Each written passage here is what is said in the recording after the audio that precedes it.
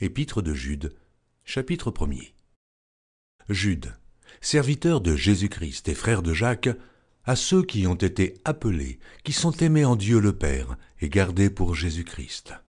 Que la miséricorde, la paix et la charité vous soient multipliées. Bien-aimés, comme je désirais vivement vous écrire au sujet de notre salut commun, je me suis senti obligé de le faire afin de vous exhorter à combattre pour la foi qui a été transmise aux saints une fois pour toutes. Car il s'est glissé parmi vous certains hommes dont la condamnation est écrite depuis longtemps, des impies qui changent la grâce de notre Dieu en dissolution et qui renient notre seul Maître et Seigneur Jésus-Christ. Je veux vous rappeler, à vous qui savez fort bien toutes ces choses, que le Seigneur, après avoir sauvé le peuple et l'avoir tiré du pays d'Égypte, fit ensuite périr les incrédules, qu'il a réservés pour le jugement du grand jour, enchaînés éternellement par les ténèbres. Les anges qui n'ont pas gardé leur dignité, mais qui ont abandonné leur propre demeure.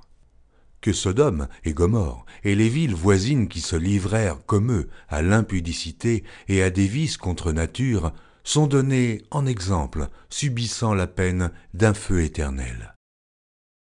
Malgré cela, ces hommes aussi, entraînés par leur rêverie, souillent pareillement leur chair, méprisent l'autorité et injurient les gloires. Or l'archange Michel, lorsqu'il contestait avec le diable et lui disputait le corps de Moïse, n'osa pas porter contre lui un jugement injurieux, mais il dit « Que le Seigneur te réprime ». Eux, au contraire, ils parlent d'une manière injurieuse de ce qu'ils ignorent, et ils se corrompent dans ce qu'ils savent, naturellement, comme les brutes. Malheur à eux, car ils ont suivi la voie de Caïn, ils se sont jetés pour un salaire dans l'égarement de Balaam, ils se sont perdus par la révolte de Corée. Ce sont des écueils dans vos agapes, faisant impudemment bonne chère, se repaissant eux-mêmes. Ce sont des nuées sans eau, poussées par les vents, des arbres d'automne sans fruits, 2 fois morts, déracinés, des vagues furieuses de la mer, rejetant l'écume de leur impureté, des astres errants auxquels l'obscurité des ténèbres est réservée pour l'éternité. C'est aussi pour eux qu'Enoch, le 7e depuis Adam, a prophétisé en ces termes. Voici, le Seigneur est venu avec ses saintes myriades, pour exercer un jugement contre tous, et pour faire rendre compte à tous les impies parmi eux de tous les actes d'impiété qu'ils ont commis et de toutes les paroles injurieuses qu'ont proférées contre lui des pécheurs impies. Ce sont des gens qui murmurent, qui se plaignent de leur sort, qui marchent selon leur convoitise, qui ont à la bouche des paroles hautaines, qui admirent les personnes par motif d'intérêt. Mais vous, bien-aimés, souvenez-vous des choses annoncées d'avance par les apôtres de notre Seigneur Jésus-Christ. Ils vous disaient qu'au dernier temps, il y aurait des moqueurs, marchant selon leur convoitise impie.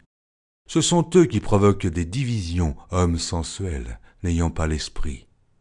Pour vous, bien-aimés, vous édifiant vous-même sur votre très sainte foi et priant par le Saint-Esprit, maintenez-vous dans l'amour de Dieu en attendant la miséricorde de notre Seigneur Jésus-Christ pour la vie éternelle.